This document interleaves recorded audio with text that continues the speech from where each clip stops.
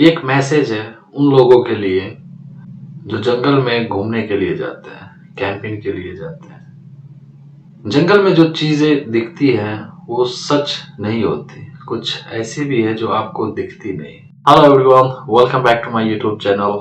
मैं हूं अयाज और आप सुन रहे हैं हॉरर स्टोरीज विद अयाज। तो दोस्तों, आज की स्टोरी है फॉरेस्ट हॉरर स्टोरी है। तो चलिए कहानी की तरफ चलते हैं।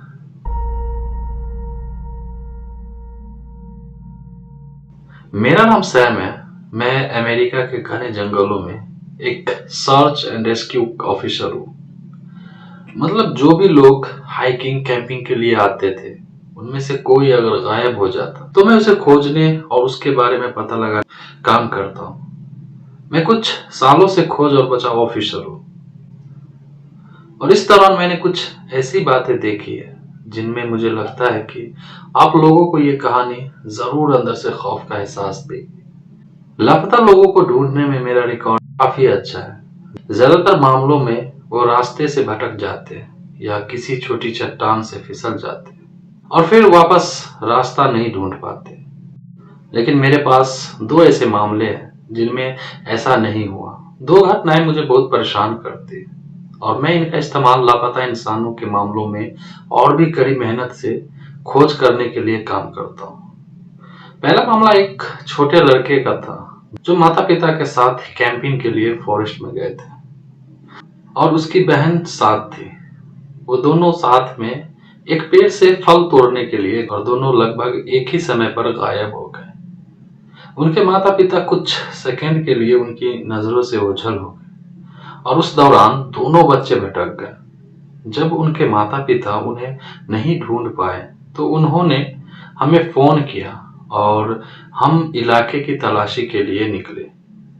हमें बेटी जल्द ही मिल गई और जब हमने उसे उसके भाई के बारे में पूछा तो उसने बताया कि उसे आधा इंसान और आधा जानवर दिखने वाली कोई चीज अगवा कर लिया है। उसने बताया कि उस आदमी ने उसे कुछ फल और चॉकलेट दिए और चुप रहने को कहा क्योंकि वो उसके भाई के साथ थोड़ी देर खेलना चाहता था। आखिरी बार उसने अपने भाई को देखा तो वो वही जंगली दिखने वाले आदमी के कंधों पर बैठा था और शांत लग रहा था। जाहिर है हमारा पहला विचार यही था कि वो जो भी था उसने कुछ जादू या कुछ तो उस पे किया था और उसे ले गया, लेकिन हमें उस इलाके में किसी और इंसान का कोई सुराग नहीं मिला। छोटी बच्ची इस बात पर भी जोर दे रही थी कि वो कोई आम आदमी नहीं था बल्कि लंबा सा चौड़ा था और उसके शरीर पर भालू जैसे बाल थे और उसका चेहरा अजीब था। हमने उस इलाके में हफ्तों तक तलाशी की और मेरी अब तक की सबसे लंबी खोज यात्राओं में से एक थी, लेकिन हमें उस बच्चे का कोई सुराग नहीं मिला। दूसरी एक युवती थी जो अपनी माँ और दादाजी के साथ जंगल में यूं ही पैदल घूम रहे थे। माँ के मुताबिक उनकी बेटी जंगल का बेहतर नजारा देखने के लिए पेड़ पर चढ़ गई थी और फिर कभी नीचे ही नहीं आई। उन्होंने घंटों पेड़ के नीचे बैठकर उसका नाम पुकारा। उन्होंने फिर से हर जगह तलाशा लेकिन उसका कोई सुराग नहीं मिला। मुझे बिल्कुल नहीं पता कि वो कहाँ गई होगी क्योंकि न तो उसकी माँ और न ही दादाजी ने उसे नीचे आते देखा था। कई बार मैं अपने कुत्तों के साथ अकेले खोजबीन करने निकला और वो मुझे सीधे चट्टानों पर चढ़ाने की कोशिश करते। सीधी खड़ी चट्टानें जहां पकड़ने की कोई जगह नहीं। यह हमेशा हैरान करने वाला होता है और ऐसे मामलों में हम आमतौर पर उस व्यक्ति को चट्टान के दूसरी तरफ या उस जगह से मीलों दूर पाते हैं जहां कुत्ता हमें ले गया होता है। मुझे यकीन है कि इसका कोई कारण होगा, लेकिन ये कुछ अजीब सा है। एक विशेष रूप से दुखद मामला एक शव की बरामदी से जुड़ा था। एक 9 साल की बच्ची ढलान से गिर गई और नीचे एक सूखे पेड़ पर जा फंसी। यह एक पूरी तरह से विचित्र दुर्घटना थी, लेकिन जब हमने उसकी माँ को घटना के बारे में बताया तो उसकी आवाज मैं कभी नहीं भूल सकता। उसने शव को एम्बुलेंस में ले जाते हुए देखा। ऐसा लगा जैसे उसका पूरा जीवन उसके सामने बिखर गया और उसका एक हिस्सा उसकी बेटी के साथ मानो खत्म सा हो गया था। मुझे एक अन्य बचाव अभियान अधिकारी से पता चला कि घटना के कुछ हफ्ता बाद उसने आत्महत्या कर ली। मुझे एक अन्य बचाव अभियान अधिकारी के साथ टीम में रखा गया था, क्योंकि हमें उस क्षेत्र में भालुओं के होने की सूचना मिली थी। हम एक ऐसे व्यक्ति की तलाश कर रहे थे जो अपने घर नहीं लौटा था, और अंत हमें उसके संभावित ठिकाने तक पहुंचने के लिए काफी चढ़ाई करनी पड़ी। हमने उसे एक छोटी सी दरार में फंसा हुआ पाया। उसका पैर टूटा हुआ था।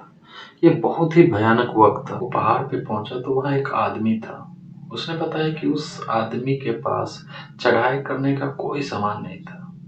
वो उस आदमी के पास गया, और जब उस आदमी ने मुड़कर देखा तो उसने कहा कि उसका चेहरा दिखाई नहीं दे रहा था। वो बिल्कुल डरा हुआ था। वो पूरी तरह घबरा गया और पहाड़ से जल्दी उतरने की कोशिश में गिर गया।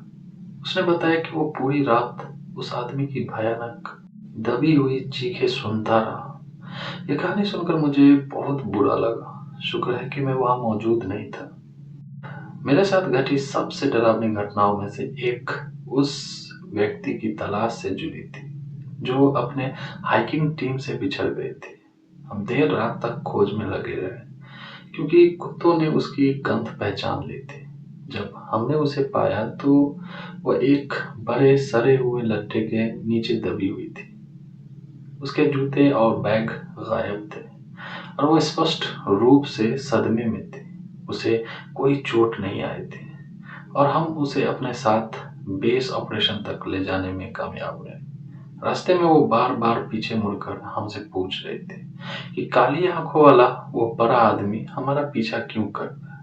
हमें कोई दिखाई नहीं दिया, इसलिए हमने इसे सदमे का कोई अजीब लक्षण मान लिया। लेकिन जैसे जैसे हम बेस के करीब पहुंचते हैं, वो और भी बेचैन होती जाती है। वो मुझसे बार बार कह रही थी कि मैं उसे देखकर हंस रही है। एक जगह वो रुकी, पीछे मुड़ी और जंगल की ओर चिल्लाने लगी। कहने लगी कि वो चाहती है कि वो उसे अकेला छोड़ दे। उसने कहा कि वो उसके साथ नहीं जाएगी और वो हमें उसके हवाले नहीं करेगी। आखिरकार हमने उसे आगे बढ़ने के लिए मना लिया, लेकिन तभी हमारे चारों ओर से अजीब अजीब आवाजें आने लगी। मतलब कुछ ऐसा जो अजीब था। ये लगभग कीड़े मकोड़े जैसी थी। मैं इसे और कैसे बयान करूं समझ नहीं आ रहा। जब हम बेस ऑपरेशन के पास पहुंचे तो वो औरत मेरी तरफ मुड़ी, और उसकी आंखें इतनी चौड़ी थी जितनी कोई इंसान खोल ही नहीं सकता। उसने मेरे कंधे को छुआ और बोली, उसने कहा है कि मैं तुम्हें तेज चलने के लिए कहूँ। उसने तुम्हारी गर्दन पे एक निशान देखा। मेरी गर्दन के निचले हिस्से पर एक छोटा सा निशान है जो ज्यादातर मेरे कॉलर के नीचे छुपा रहता है, और मुझे समझ नहीं आ रहा कि उस औरत ने उसे कैसे देखा। उसके ऐसा कहते ही मुझे वो अजीब सी खांसी की आवाज मेरे कान में सुनाई दी, और मैं बुरी तरह से डर गया। मैंने अपनी घबराहट छिपाने की कोशिश करते हुए, लेकिन सच कहूं तो उस रात जब हम उस इलाके से निकले तो मुझे बहुत खुशी हुई। ये मेरी आखिरी कहानी, और शायद ये मेरी सबसे अजीब कहानी। मुझे नहीं पता कि हर बचाव अभियान कैंप में ऐसा होता है या नहीं, लेकिन हमारी कैंप में तो ये एक अनकही आम बात है जिसका हमें सामना करना पड़ता है। आप दूसरे बचाव अभियान ऑफिसर्स से इसके बारे में पूछ सकते हैं, लेकिन भले ही उन्हें पता हो कि आप किस बारे में बात कर रहे हैं, वो शायद इस पर कुछ नहीं कहेंगे। हमारे टीम ने हमें इसके बारे में बात न करने के लिए कहा है, और अब तक हम सभी को इसकी इतनी आदत हो गई है कि ये अब अजीब नहीं लगता। लगभग हर बार जब हम जंगल में बहुत दूर होते हैं, मतलब 30 या 40 मील दूर, तो हमें कहीं ना कहीं जंगल के बीचों बीच एक ऐसा रास्ता मिलता है जो जमीन के अंदर सीढ़ियां बनी होती है। जैसे आपने अपने घर की सीढ़ियां काट कर जंगल में लगा दी हो। जब मैंने पहली बार ऐसी सीढ़ियां देखी तो मैंने इसके बारे में पूछा, और दूसरे ऑफिसर्स ने मुझसे कहा कि चिंता मत करो, ये नॉर्मल बात है। मैंने जिनसे भी पूछा सबने यही कहा। मैं उन्हें देखने जाना चाहता था, लेकिन मुझे बहुत सख्ती से कहा गया कि मुझे उनके पास कभी नहीं जाना चाहिए। अब जब भी मैं उन्हें देखता हूँ तो मैं उन्हें नजरअंदाज कर देता हूँ, क्योंकि ऐसा अक्सर होता है क्योंकि वो सीढ़ियाँ ज़मीन के अंदर जाती हैं। और ज़मीन के अंदर कौन रहता है? शायद आपने सुना ही होगा। हमारे शब्दों में कहें तो जिन जिन्नात, वो भी हमारी तरह ही रहते हैं। फ़र्क बस इतना है, वो दिखते नहीं। तो बस इतना कहना चाहूँगा, आप लोग भी जब वैकेशन पे जाएँ, टूरिज़्म के लिए, कैंपिंग करने जंगल में जाएँ, तो इन चीज़ों का ध्यान रखें। हादसा होना नॉर्मल लगता है, लेकिन कहीं न कहीं इसमें उनका भी हाथ होता है। वो हादसा होता है, हम उसे एक महज़ इत्तेफ़ाक, अनप्लान्ड समझते हैं, लेकिन उसके ज़रिए किया गया प्री प्लान्ड हादसा भी हो सकता है।